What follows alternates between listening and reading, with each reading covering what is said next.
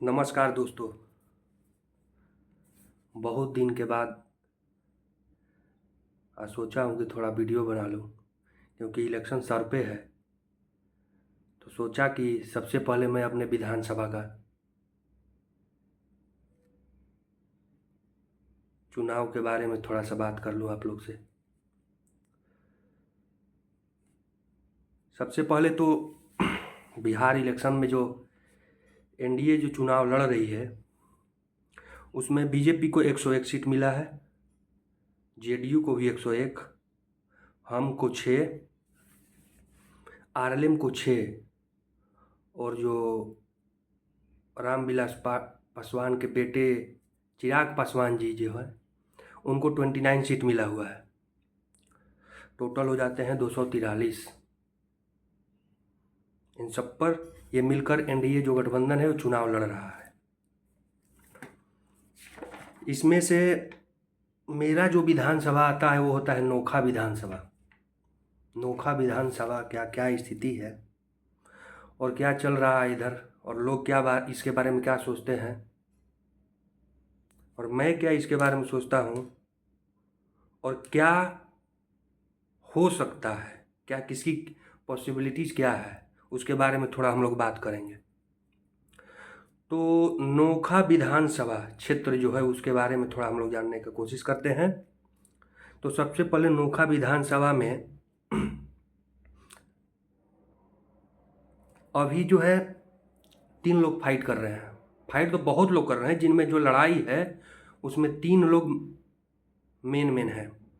पहला है अनीता देवी आरजेडी से, नागेंद्र चंद्रवंशी जेडीयू से, और जनसुरा से नसरुल्ला खान।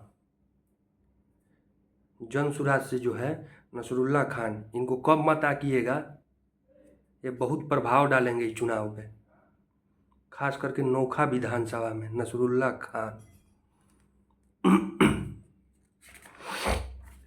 सबसे पहले नोखा विधानसभा में जब 2000 में चुनाव हुआ था, 2000, तो उसमें बीजेपी जीती हुई थी। तो उसके बीच का वोट का जो डिफरेंस है, कितने वोट से जीते हुए, तो वही थोड़ा सा आपसे शेयर करेंगे। 13,294 सीट बोल रहे हैं, सॉरी, 13,294 वोट से जीते थे। रामेश्वर प्रसाद जीते थे। 2005 में शायद 2 बार चुनाव हुआ था, एक बार शुरुआती दौर में हुआ था और एक बार अक्टूबर नवंबर में हुआ था। तो 2005 में रामेश्वर प्रसाद फिर से जीत गए लगभग 7,000 वोट से। फिर 2005 में अक्टूबर नवंबर में रामेश्वर प्रसाद लगभग 11,000 वोट से जीत गए। 2010 में भी बीजेपी रामेश्वर प्रसाद ये नोट कर लीजिएगा, बीजेपी से हैं। तो 2000 में भी बीजेपी जीती, 2005 में भी, दोनों बार 2005 में, और जो 2010 में भी बीजेपी। 2015 में यहाँ से आरजेडी की जो विधायक हैं अनीता देवी, वो जीतती हैं रिकॉर्ड वोट, लमसम 22,000 से ऊपर वोट से, मतलब 23,000 मान के चलिए। 2020 में भी अनीता देवी जीतती हैं। इनका भी वोट का डिफरेंस होता है 17,672। मेरे कहने का मतलब ये है कि नोखा विधानसभा जो है हमेशा से बीजेपी के पाले में रहा है। तो शुरुआती दौर में बीजेपी का परफॉर्मेंस जो है डोमिनेटिंग रहा है, जिसमें 2000 में भी जीते, 2005 में दोनों टाइम में जीते, 2010 में, फिर आता है 2015 और 2020, जिसमें आरजेडी की अनीता देवी जीत जाती हैं। और इनका वोट का जो डिफरेंस है हमेशा लमसम 20,000 के अप्रॉक्स में रहा है। अब आते हैं हम लोग 2025 में।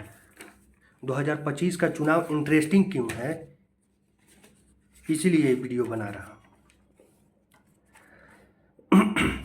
जिसका देखिए जो कोर वोटर है उसको वोट मिलेगा। अनीता देवी का जो वोटर है वो फिर से उनको रिपीट करने जा रहा है, वो करेगा ही करेगा।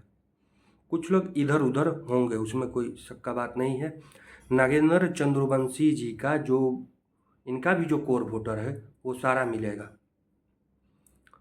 अब इसमें नया ऐड ये हुआ है कि हमेशा से लड़ाई इन्हीं दोनों के बीच में रहता था, लेकिन बीच में आए हुए हैं नसरुल्ला खान जौनसुराज से।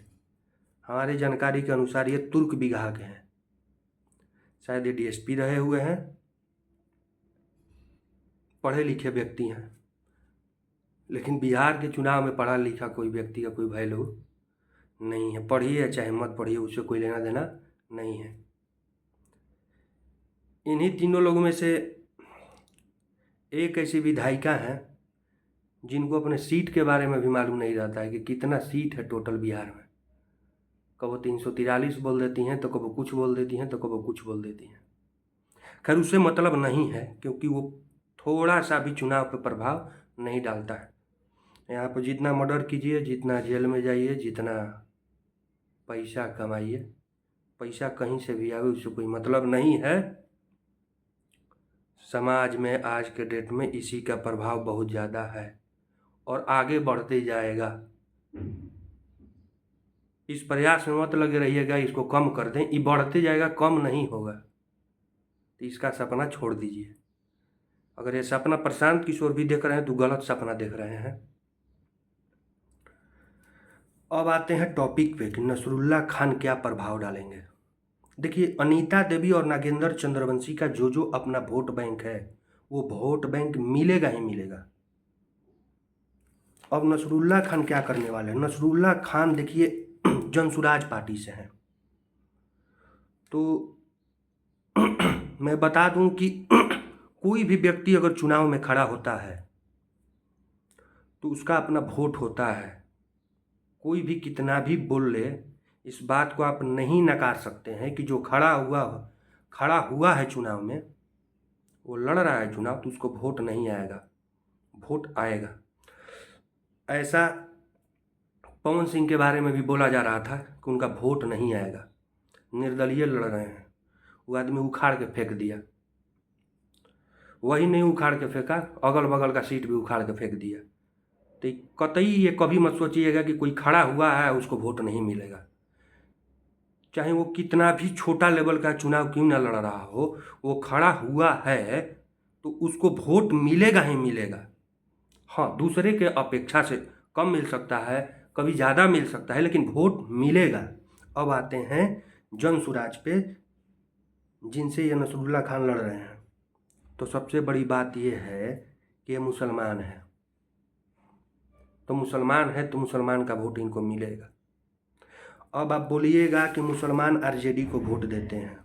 ये सत्य बात है कि आरजेडी को, अनीता देवी को, मुसलमान और जादव जी का वोट जो है बहुत ज़्यादा मात्रा में मिलेगा। लेकिन इस बात को भी आप मत नकारिए कि नसरुल्ला खान को मुसलमान को वोट नहीं मिलेगा। मिलेगा, बहुत कम मिलेगा, लेकिन जो है वो मिलेगा। और रहा बात कि कितना मिलेगा, तो आरजेडी के मुकाबले बहुत ही कम मिलेगा, लेकिन मिलेगा। अब देखिए, जौनसुराज का जो फैन फॉलोइंग है, जो उसका जनता में प्रभाव है प्रशांत किशोर के चलते, तो उनका जो प्रभाव है पूरे कास्ट में है, ऐसा कोई नहीं है कि एक ही कास्ट में है। तो जौनसुराज का जो प्रभाव है उसके चलते भी वोट खान साहब को मिलेगा, चाहे जितना मिल जाए।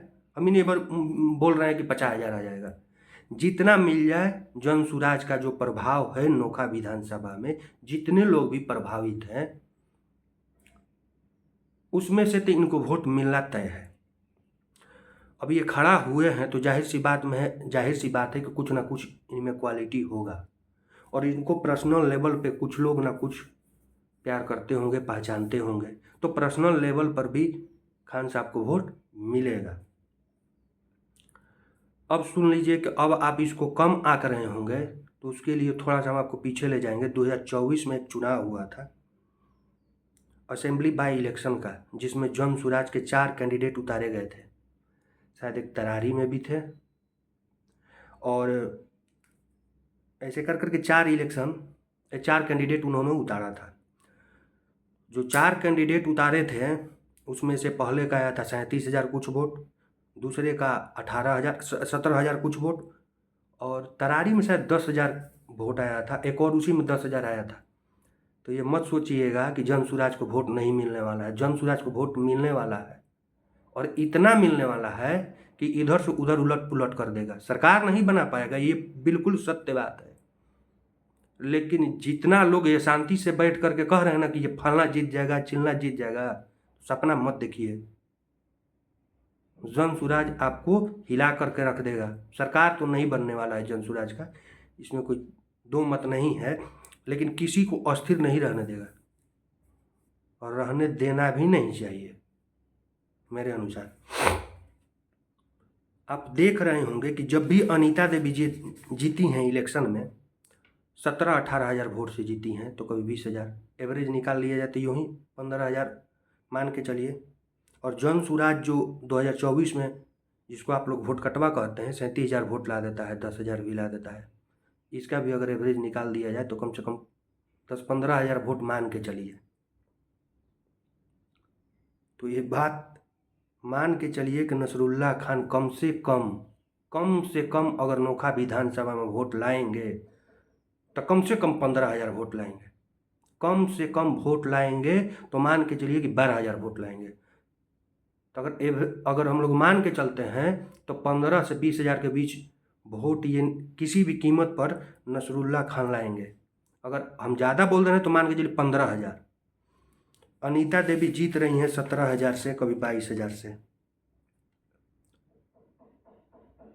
तो अनीता देवी के लिए चुनाव बहुत कठिन रूप ले चुका है और यहाँ पे नोखा विधानसभा में नागेंद्र चंद्रवंशी जो जेडीयू से हैं वो बाजी मारते हुए दिखाई दे रहे हैं और 100% हमको यही लग रहा है कि जेडीयू ये सीट निकालने में कामयाब दिख रही है। नागेंद्र चंद्रवंशी तो इस बार नागेंद्र चंद्रवंशी का पलड़ा थोड़ा भारी है और अनीता देवी का कम है। तो अगर आप सोच रहे होंगे कि हम जेडीयू का प्रचार करने के लिए बैठे हैं या फिर बीजेपी का, तो आप गलतफहमी में हैं। हम जनसुराज के समर्थक हैं, ठीक है। लेकिन जो सच्चाई है वो हम आपको बता रहे हैं कि नागेंद्र चंद्रवंशी चुनाव ये जीत रहे हैं 100%। तो हम तो यही कह रहे हैं कि जो जीत रहा है उसको जिताइए। चलिए अगले वीडियो में मिलते हैं। हर हर महादेव।